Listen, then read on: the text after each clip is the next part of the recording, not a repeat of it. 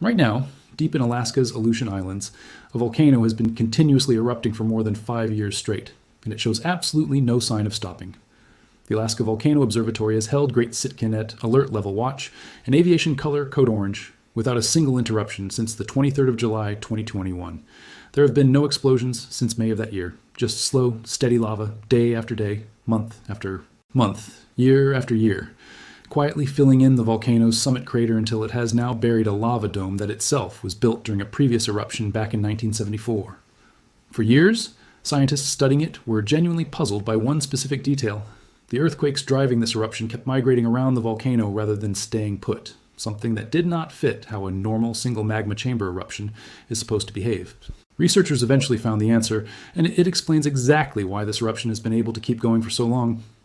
This is the story of Great Sitkin's 5-year eruption, what scientists actually found underneath it, and why more than 200 flights a day are still being tracked against it. No hype, no exaggeration, just what the data actually shows. Drop a comment and tell me if you have ever flown a route across the North Pacific, because I read every one of these. If you want grounded science coverage instead of panic headlines, subscribe. It is free.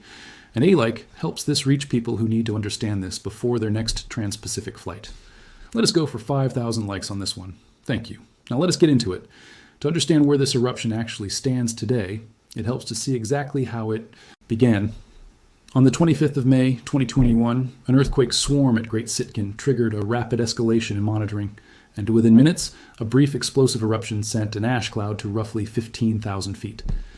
That explosive opening was forecast by the Alaska Volcano Observatory only in the hours before it happened, based entirely on that sudden earthquake swarm.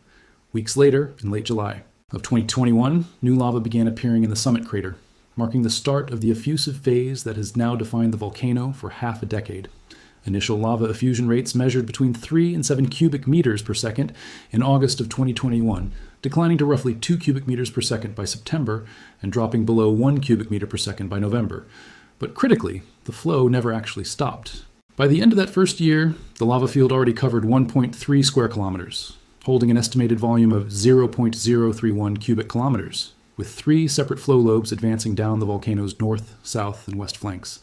In the years since, the direction of that flow has kept shifting, moving from north to east to south to northeast, as different parts of the underlying system have taken turns feeding it, each new phase burying the lava lobes that came before it. By October of 2025, satellite radar data showed the flow front advancing roughly 15 to 20 meters per week, with the southeast portion of the growing dome slightly inflating. By June of this year, high-resolution satellite imagery confirmed continued effusion along the eastern lava flow, with blocks of cooled rocks falling off the dome's margins as it kept growing.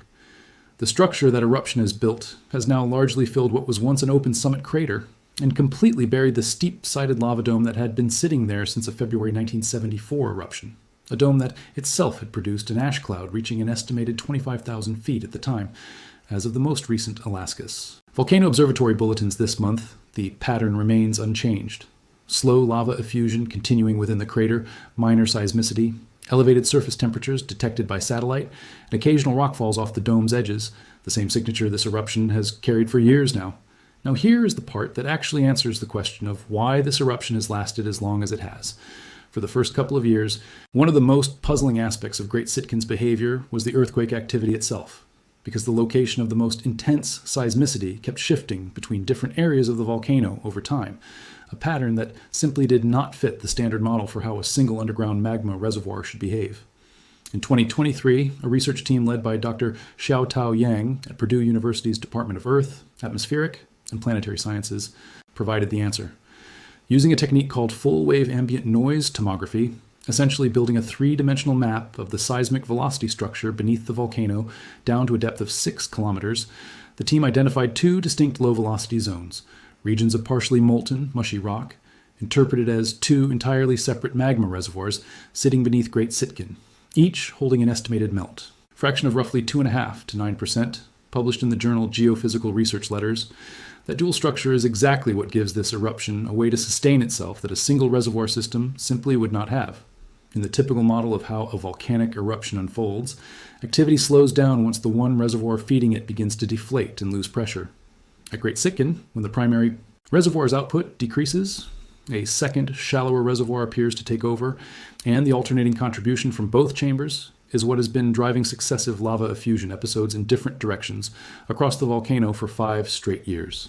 Matt Haney, scientist in charge at the Alaska Volcano Observatory and a co-author on that research, has noted publicly that Great Sitkin showed signs of unrest for 4 full years. Before the 2021 eruption ever began, time during which pressure was quietly building across both underground reservoirs before the system finally broke open, a follow-up study by Yang and colleagues in 2024 found that the rock in the uppermost 1 to 2 kilometers beneath the volcano became seismically faster during periods of active lava effusion, consistent with the ground itself slowly deflating as magma is withdrawn from below and the cracks that had opened during the earlier buildup begin to close back up. In plain terms, the eruption has lasted 5 years because the volcano is not running on 1 tank of fuel, it is running on 2, and they have been trading off feeding it in turns. This would be a fairly contained scientific curiosity, if not for exactly where Great Sitkin happens to sit. The volcano is positioned directly beneath the North Pacific's transoceanic air routes, the corridor connecting North America and Asia that carries more than 200 flights and roughly 25,000 passengers every single day. Roughly 100 potentially active volcanoes lie under or near those same North Pacific flight paths, and the Aleutian Islands alone are home to more than 40 historically active ones, making this one of the most heavily monitored volcanic regions on the planet, specifically because of the aviation traffic passing overhead. Volcanic ash poses a very specific hazard to jet aircraft that has nothing to do with visibility or turbulence.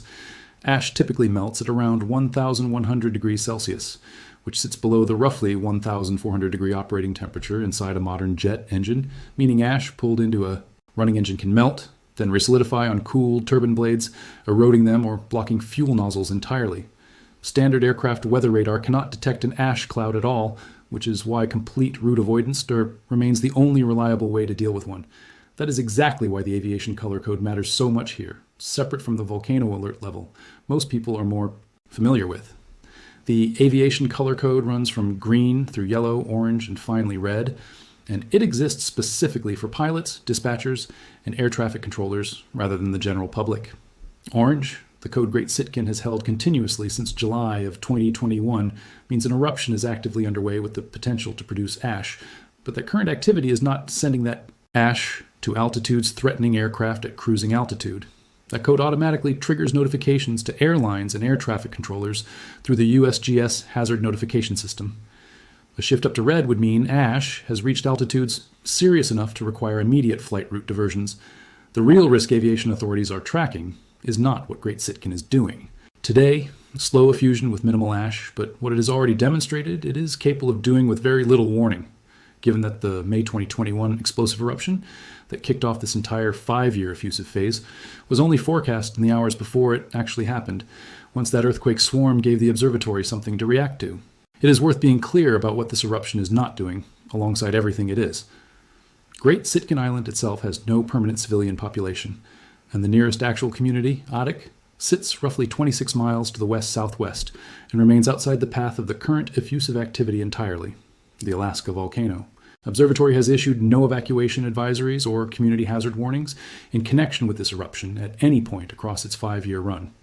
The documented hazards here are specifically aviation-related, tied to the possibility that the eruption eventually transitions from effusive back to explosive behavior and geological, tied to continued lava advance and the ordinary rockfall instability that comes with a steep-sided, actively growing dome. So what does all of this actually mean for you, particularly if a trans-Pacific flight is ever part of your travel plans? It means understanding that an orange aviation alert sitting over a remote Aleutian volcano for years at a stretch is not itself a sign of imminent danger. It is a sign that a genuinely unusual, well-understood eruption is being actively and continuously monitored specifically because of what it sits beneath. It means recognizing that the dual magma chamber system researchers identified in 2023 is not just a neat academic finding. It is the actual mechanistic reason this eruption has been able to sustain itself for 5 years running, rather than tapering off the way a single reservoir eruption typically would. And it means understanding why aviation authorities keep watching, regardless of how routine the daily bulletins have become, since the volcano's own history shows it is capable of shifting from quiet effusion to an explosive ash-producing event, with only hours of warning once the right earthquake swarm begins. The honest, grounded summary is this. Great Sitkin has been continuously erupting since July of 2021, with lava effusion that has now filled its summit crater and buried the dome from a previous 1974 eruption. all while the Alaska Volcano Observatory has held it at watch in orange without interruption for more than 5 years. Researchers at Purdue University identified the mechanism behind that unusual persistence in 2023, 2 separate underground magma reservoirs, trading off which one feeds the eruption at any given time. A genuine scientific answer to a genuine multi-year puzzle. The volcano poses no threat to any populated community, but it sits directly beneath one of the busiest transoceanic flight corridors on Earth, which is exactly why more than 200 flights a day continue to be tracked against a volcano most of their passengers have never heard of. We are going to keep tracking this as the eruption continues, sourced the same way we did today, straight from the Alaska Volcano Observatory, the USGS hazard notification system, and the researchers actually studying this volcano's underground structure, not recycled headlines. Subscribe so you do not miss the next update, because based on 5 years of history, this eruption is very likely still going the next time we check in on it. And leave that comment below. Tell me if you have ever flown near the Aleutians yourself. Because behind every one of these bulletins is a scientist at AVO reading satellite data through Aleutian cloud cover for the 5th straight year. A pilot somewhere over the North Pacific tonight flying a route that passes within sight of a volcano that has not stopped erupting, since before some viewers watching this even started following space and science news, and 2 magma reservoirs up. Deep underground, still quietly trading off, still feeding a lava dome that keeps on growing. 5,000 likes on this one. Let us go. See you in the next one.